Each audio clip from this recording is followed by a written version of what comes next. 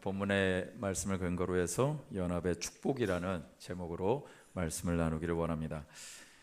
저와 여러분들이 읽은 요한복음 17장에 있는 말씀은 예수님께서 가르쳐 주신 주기도문과 함께 기도의 표본으로 꼽힐 만큼 중요한 기도의 내용입니다.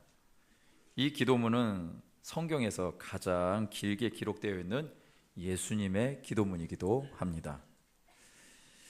이 기도를 하신 때는 예수님께서 자기 자신의 고난과 또 죽음의 때를 하루 남겨놓고 하신 기도문이고요. 또 장소는 최후의 만찬이 있었던 마가 다락방이었습니다. 본장의 기도는 다른 복음서에 없는 기도문으로 요한복음에서는 겟세마네 동산에서의 그 고난의 기도는 기록되지 않았는데, 오늘 본문이 대신해서 17장의 중보 기도로 기록하고 있는 것이 독특한 점이기도 합니다. 제가 이제 과거에 청년 시절에 대학을 다녔을 때 그 당시에 이제 군사 정권이 계속해서 연장선에 있었습니다. 그래서 학교에서 데모가 참 많이 일어났습니다. 그때 공부하는 날보다 데모하는 날이 더 많았습니다. 뭘 공부를 했는지 기억도 안 납니다. 전투 경찰이 그 당시에 굉장히 무서웠습니다. 무서웠던 이유는 곤봉을 들고 다니는 것도 무섭지만 방어하기 위해서 쓰고 있는 이 방패가 방패로 찍히면 찢어지거든요. 그래서 막 이렇게 주변에서 머리에 찍혀가지고 피 흘리고 그런 일들을 많이 좀 봤습니다. 그래서 그런지 잡히게 되면 어떻게 될까라는 것에 대해서 뻔한 결과였습니다. 하루는 이제 학교에 쳐들어왔습니다. 아예 거의 점령하다시피 이제 쳐들어왔었을 때 정말 무서웠습니다. 많은 학생들이 잡혀가고 또 많은 학생들이 어딘가에 숨어서 간신히 그 피해를 그런 어려움들을 모면하기도 했습니다. 저도 그때 간신히 모면했습니다. 뒷구멍으로 빠져나갔습니다. 그때 두려움은 이루 말할 수 없었습니다. 누군가로부터 쫓김을 당하는 것은 정말 숨길 수 없는 공포와 두려움일 것입니다. 근데 예수님은 자기 자신을 팔아 넘기는 가룟 유다와 또 종교 지도자들의 명을 받은 사람들이 당신을 잡기 위해 들이닥치는 순간이 얼마 남지 않았을 때에 오늘 이 17장의 내용이 기록되어 있는 것입니다. 어떻게 해서든지 예루살렘을 빨리 벗어나야 되는 것, 이것이 우리네 생각인데 예수님도 그렇게 하실 것 같은데, 그런데 이 상황 가운데 예수님은 그것을 구하지 않냐고 다른 것을 구합니다. 하나님의 영광과 또 제자들과 장차 자기 자신을 믿을 성도들을 위해서 기도하고 있더라는 것입니다. 예수님의 여유가 느껴집니다. 모든 것을 다 아시는 자의 의연함이 느껴집니다. 그러므로 이런 분위기 속에서 예수님이 마지막 기도에 뭔가 핵심적인 내용이 있겠다라는 것입니다. 제자들과 함께 한 자리에서 마지막 기도를 통해서 무엇을 우리에게 알려주시기를 원하셨는지 오늘 말씀을 통해서 은혜를 나누기를 원합니다. 첫째는요, 연합의 근거는 사랑입니다 라는 것입니다. 본문의 그 중보 기도의 대상자들은 제자들뿐만 아니라 예수님을 장차 믿게 될 성도들을 향해서 위한 그런 기도였다고 말씀을 드렸습니다. 죽음을 눈앞에 두시고 무수한 성도들을 위해서 기도하고 계신 것입니다.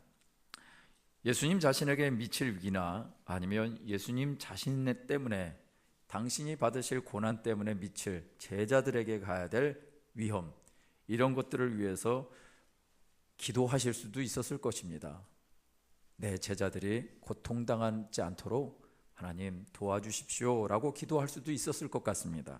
그런데 놀랍게도 그 기도의 내용이 무엇이냐면 우리와 같이 그들도 하나가 되게 해달라는 내용입니다. 놀랍게도 성도의 연합이 예수님의 최후의 기도의 주요 내용이더라는 것입니다. 하나가 되게 하는 것, 바로 연합인 것입니다. 헬라어 에클레시아 교회란 부름받은 자들의 모임이란 뜻입니다.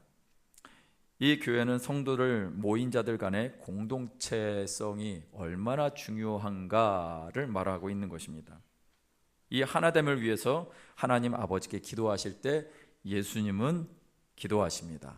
21절 말씀에 보니까 아버지요, 아버지께서 내 안에 내가 아버지 안에 있는 것 같이 그들도 다 하나가 되어 우리 안에 있게 하사 세상으로 아버지께서 나를 보내신 것을 믿게 하옵소서. 여기 보니까 우리라는 단어를 쓰고 있는데 우리는 누구를 말하는 것일까요? 다름 아닌 하나님 아버지와 예수님 자신을 말하고 있는 것입니다. 예수님은 성도가 연합할 수 있는 근거를 하나님과 예수님의 연합에 두고 있다는 것입니다. 창세기 1장 26절의 말씀에 보면 하나님께서 인간을 지으셨을 때 어떻게 지으셨는가를 표현하고 있습니다. 하나님이 이르시되 우리의 형상을 따라 우리의 모양대로 우리가 사람을 만들고. 하나님은 당신이 만드신 모든 만물을 창조하실 때 특히나 인간을 만드실 주체가 누구인지를 분명히 표현하고 있습니다. 그것은 온전한 연합체로서의 삼위일체의 하나님이셨습니다. 태초부터 계신 성부, 성자, 성령 하나님이 하나인 것처럼 우리 성도들도 하나가 되게 해달라는 것입니다. 삼위일체 하나님의 형상대로 창조된 우리는 예수님과 연합한 한 지체로, 또 다른 성도들과 다른 지체들이 연합함으로 삼위일체 하나님의 하나됨처럼 하나가 되라는 것입니다. 이 삼위일체 하나님은 그럼 어떻게 그렇게 연합할 수 있었을까요? 사랑이 있지 않고는 불가능한 일입니다.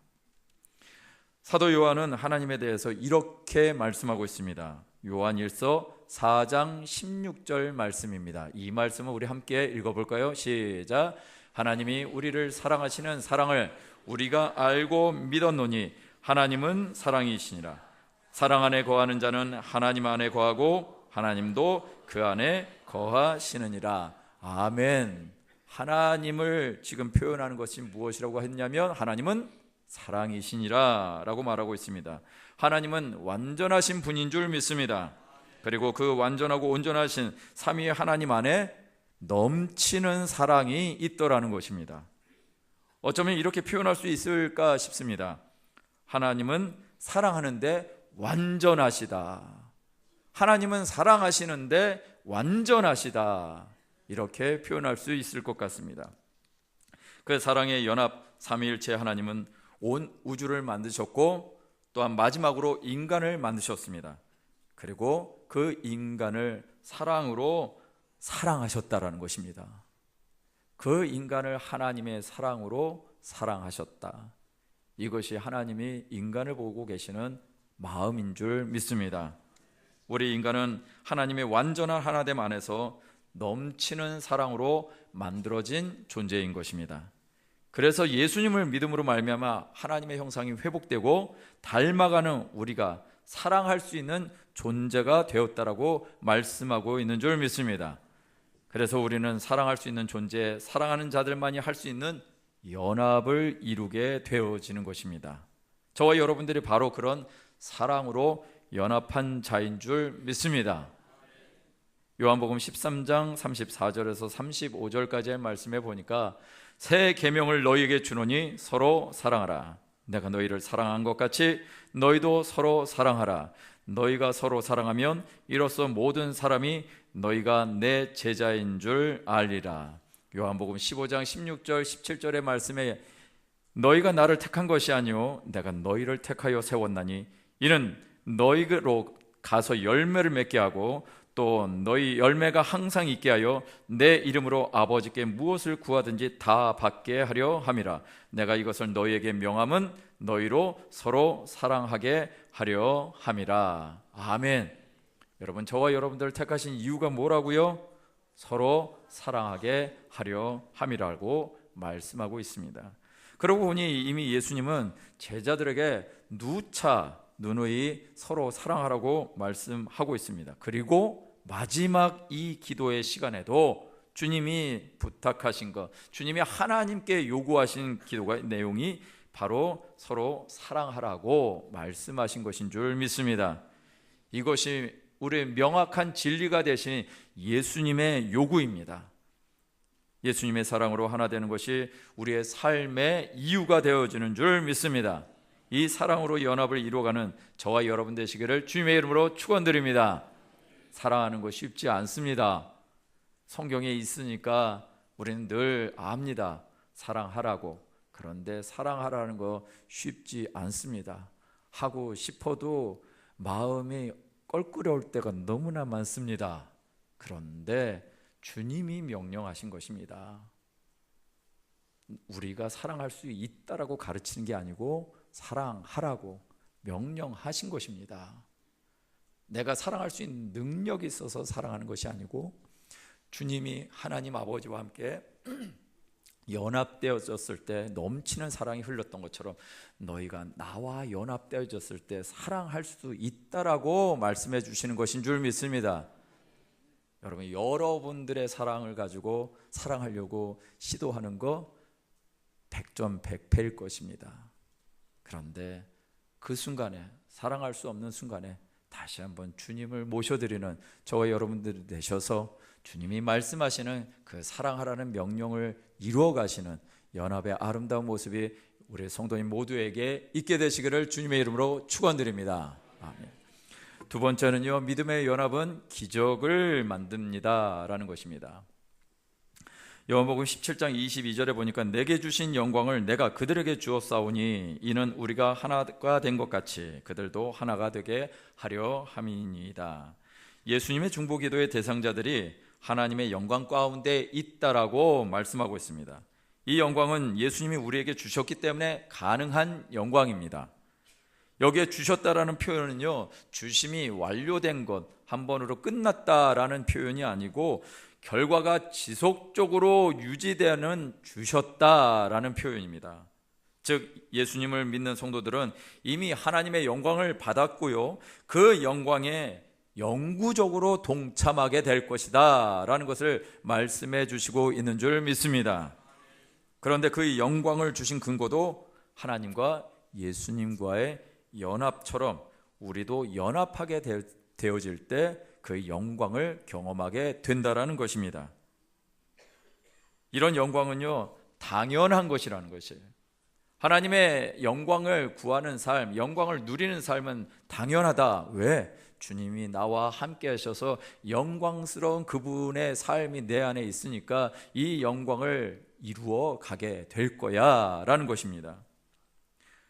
그 연합을 통한 놀라운 기적, 즉 하나님의 영광을 경험한 사건이 누가복음 5장에 나타나고 있습니다. 바로 한 중풍병자와 그 중풍병자를 예수님께 데려간 사람의 이야기입니다. 누가복음 5장 17절 20절 말씀에 보니까 하루는 가르치실 때 갈릴리의 각 마을과 유대와 예루살렘에 온 바리새인들과 율법 교사들이 있었는데 병을 고치는 주의 능력이 예수와 함께 있더라.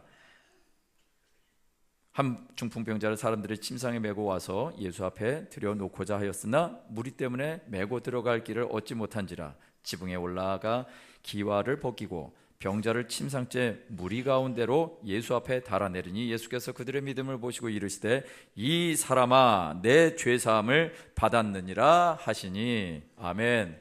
아멘. 여러분, 마가복음에는요, 이 사건에 대해서 사람들로 표현된 부분을 네 사람이라고 정확하게 명시를 하고 있습니다. 수많은 인파 속에서도 예수님을 만날 수 없는 상황 속에 지붕이라도 올라가서 뚫고 중풍병자를 내려서 결국은 그들의 믿음을 보시고 죄사함을 선포하십니다. 그리고 치유가 일어났는데 그 이유가 그 네 사람의 믿음 때문에 치유가 일어났다라고 보입니다.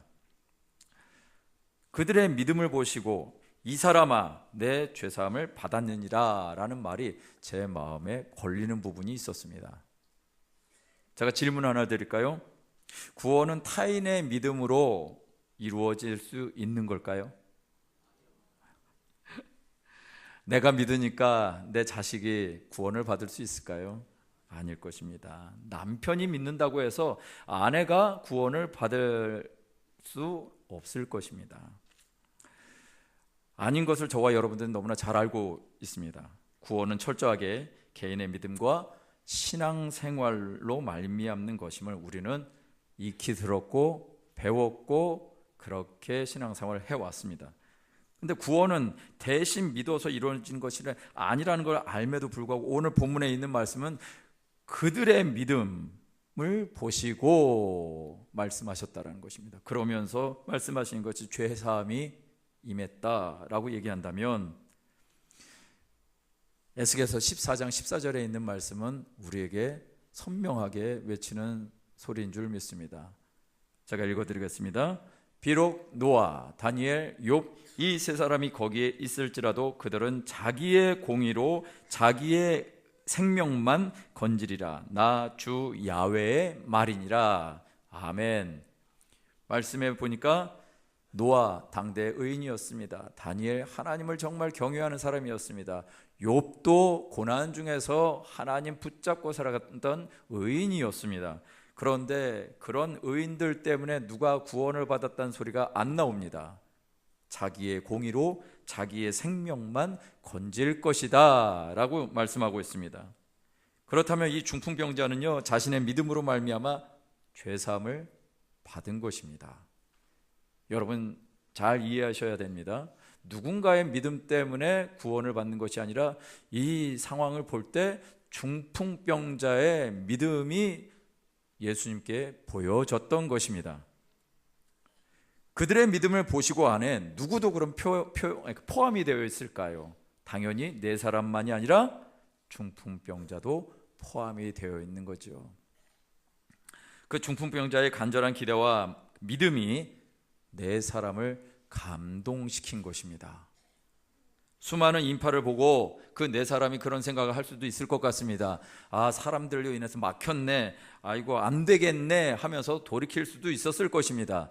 그런데 중풍병자 이 한 사람의 믿음과 열망이, 예수님을 향한 믿음과 열망이 이 네 사람에게도 그대로 전이가 되어서 우리가 지금 이 믿음을 발휘해서 뚫고 나가야 될 것이지 여기에 굴에서 엎어지고 자빠져 있을 게 아니다라는 것입니다.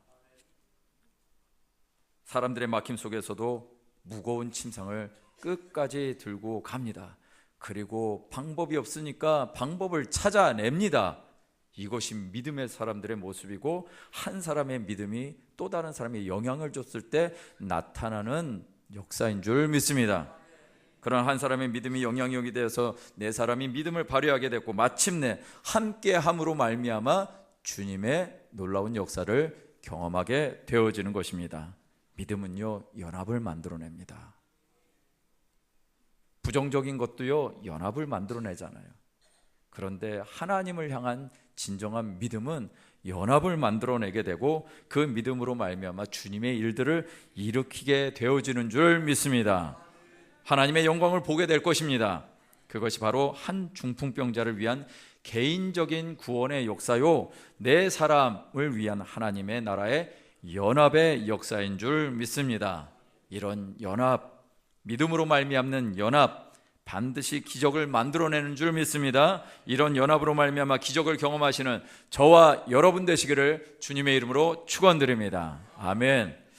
세 번째는요, 연합은 성장과 성숙을 이룹니다.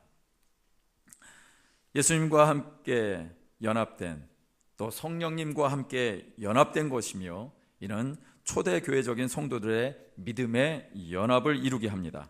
성령의 역사, 성령의 충만함을 경험했다라는 것은 그냥 단순히 뭔가 왔다가 지나가는 것이 아니라 계속되어지는 성령님과의 연합을 의미하는 줄 믿습니다. 그렇다면 성령의 역사를 경험하는 사람들이 어떻게 살까요? 그 말씀에 대해서 우리 사도행전 2장 44절에서 46절까지의 말씀입니다. 사도행전 2장 44절에서 46절까지의 말씀입니다. 제가 읽어드리겠습니다. 믿는 사람이 다 함께 있어 모든 물건을 서로 통용하고, 또 재산과 소유를 팔아 각 사람의 필요를 따라 나눠주며, 날마다 마음을 같이하여 성전에 모이기를 힘쓰고 집에서 떡을 떼며 기쁨과 순전한 마음으로 음식을 먹고. 이것은 성령의 역사를 경험한 사람들이 초대 교회 가운데 함께 했었고 그 함께 했던 교인들의 삶을 표현하고 있습니다. 이것이 의미하고 있는 것이 무엇일까요?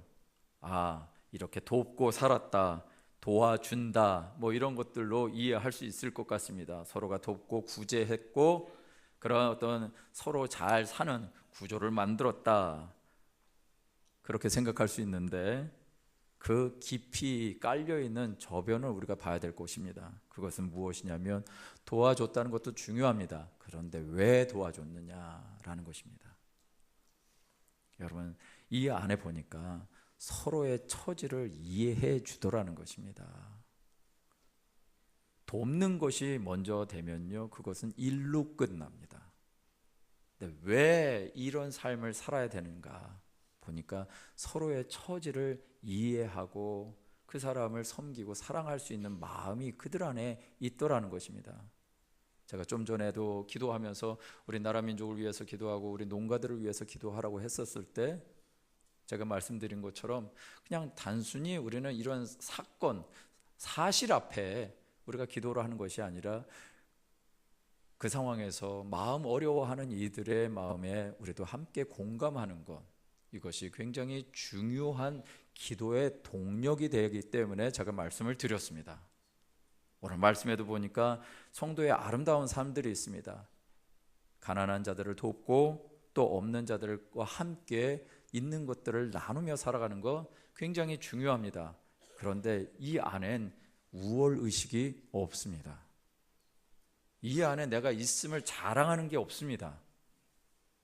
이 안에는 그저 상대방에 대한 이해와 그 처지를 알고 공감해 주는 것밖에 없었습니다. 만약 이 안에 그런 우월의식이 있고 서로에 대한 내가 있고 없음감을 가지고 도와줬다면 분명히 이 공동체는 깨졌을 것입니다. 그런데 성령의 역사가 일어나니까 내가 있고 없음이 아니라 그저 서로가 서로 이해하더라는 것입니다. 서로의 처지를 알아주더라는 것입니다. 이게 성령이 우리에게 임하시면 나타나는 놀라운 역사인 줄 믿습니다.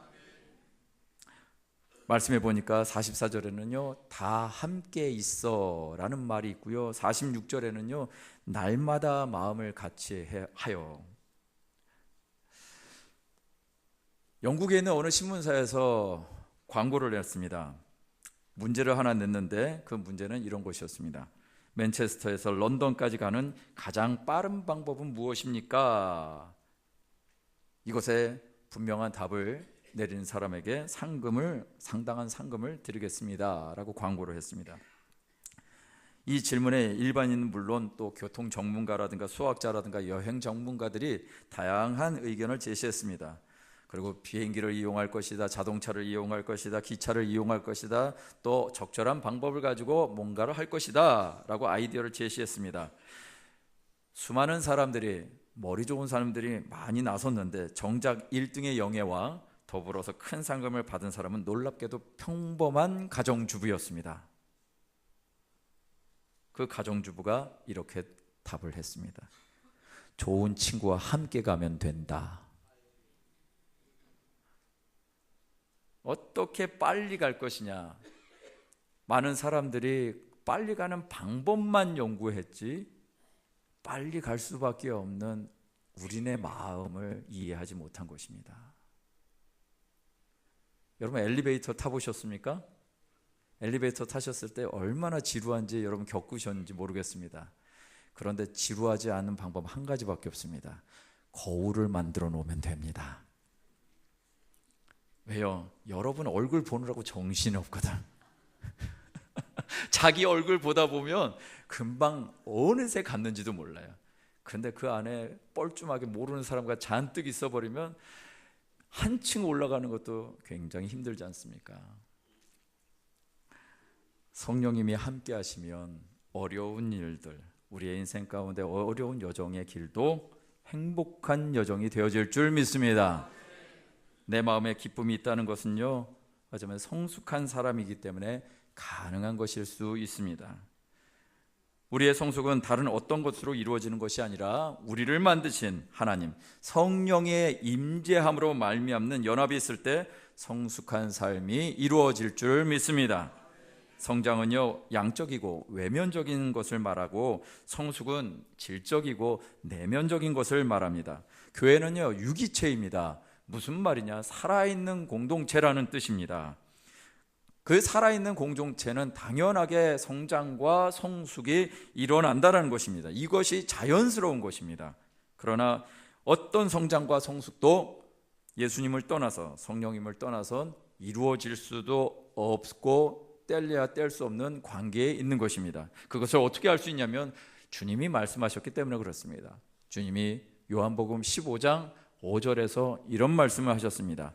이 말씀을 우리 함께 같이 한번 읽어볼까요? 시작. 나는 포도나무요 너희는 가지라. 그가 내 안에 내가 그 안에 거하면 사람이 열매를 많이 맺나니 나를 떠나서는 너희가 아무것도 할 수 없음이라. 아멘. 이 말씀은 반드시 기억하시길 바랍니다. 주님은 포도나무고 우리는 가지랍니다. 그가 내 안에, 내가 그 안에 있으면 열매를 많이 맺는답니다. 그런데 그 열매를 맺는 조건이 무엇이다? 나를 떠나서는 너희가 아무것도 할 수 없다. 그러니까 나에게 붙어있는 자에게 열매는 저절로 맺혀지는 거야 라고 말씀하고 있는 것입니다. 그런데 나를 떠나서는 아무것도 할 수 없다. 주님 잠깐 잃어버리는 삶에 우리가 할 수 있는 것들이 많이 있습니다. 근데 그 많은 일들을 하고 있는데 주님이 잠깐 떨어져 있으면 그 많은 일들이 주님이 계산이 안 되는 겁니다. 주님 없이 나를 떠나선 너희가 아무것도 할 수 없다라고 주님은 단정짓고 있습니다. 그거 예수님을 떠나서는 아무것도 할 수 없는 자가 바로 저와 여러분들이라는 것입니다. 성장과 성숙은요, 예수님의 연합을 통해서만 가능합니다. 연합이 우리를 온전히 이루어가게 하는 줄 믿습니다. 마태복음 5장 48절에도 주님이 말씀하셨습니다. 그러므로 하늘에 계신 너희 아버지의 온전함과 같이 너희도 온전하라 라고 주님 말씀하셨습니다. 어떻게 온전할 수 있습니까? 오직 주님과 함께 연합된 자만이 온전함을 배우고 온전함을 이루어가게 되는 줄 믿습니다. 그런 온전함의 삶을 살아가시는 연합된 저와 여러분 되시기를 주님의 이름으로 축원드립니다. 말씀을 마무리하겠습니다. 성도가 연합하는 것은 우리가 예수님의 참 제자임을 세상이 알도록 하고요, 또 하나님을 영화롭게 하는 것인 줄 믿습니다. 요한복음 17장 23절 말씀에 곧 내가 그들 안에 있고 아버지께서 내 안에 계시어 그들로 온전함을 이루어 하나가 되게 하려 함은 아버지께서 나를 보내신 것과 또 나를 사랑하신 같이 그들도 사랑하신 것을 세상으로 알게 하려 함이로소이다. 아멘.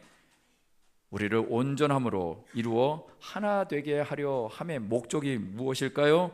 세상으로 알게 하려 한다라고 주님 말씀해 주셨습니다.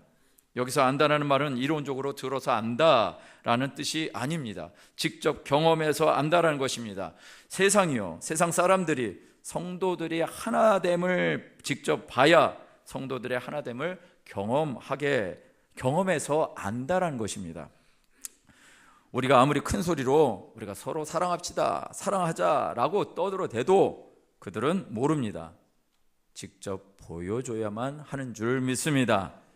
그러니 하물며 우리가 여러 가지 악한 말들을 하거나 좋지 않은 말들을 한다면 그것은 세상 사람들이 우리 안에 있는 연합을 알기는커녕 그것이 오히려 방해가 될 것이고 또 예수님을 수치스럽게 하는 일이 될 것입니다. 잠시 청년부 갔던 얘기를 좀 나누겠습니다. 어저께 오전에 프로그램이 있었습니다. 그래서 미술치료사 선생님이 오셔서 우리 청년들과 함께 시간을 가졌는데 장점을 그려서 모양을 만들고 그것을 또 큰 도화지에 붙여서 대화를 하게 했습니다. 그런데 단점을 그리라고 하니까 마음이 좀 어려워지더라고요. 그래서 단점을 아이들이 막 그렸는데 그리고 나서 그걸 오려가지고 붙였습니다. 이 공동체의 어떤 공동 작업을 통해서 그들의 마음을 또 알아가는 그런 시간이 되었었습니다. 그림을 한번 볼 수 있을까요? 네, 저 그림입니다.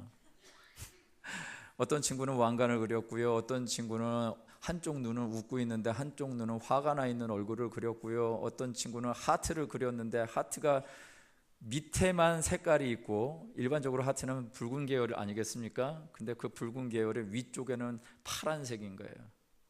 그러니까 자기 마음이 이게 사랑이 있긴 있는데 이만큼밖에 없다. 이것이 내 모습이다, 내 단점이다 라고 얘기하고 있는 것이죠.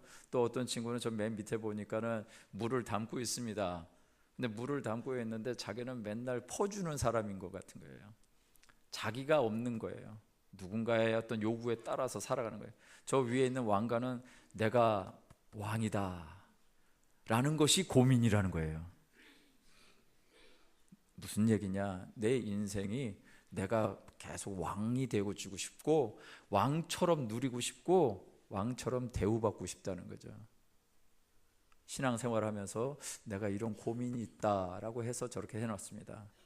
네, 저거를 뒤집어 놓더라고요. 밖에 나와서 발표를 했습니다. 뒤집어졌을 때 저 내용이 바뀌었습니다.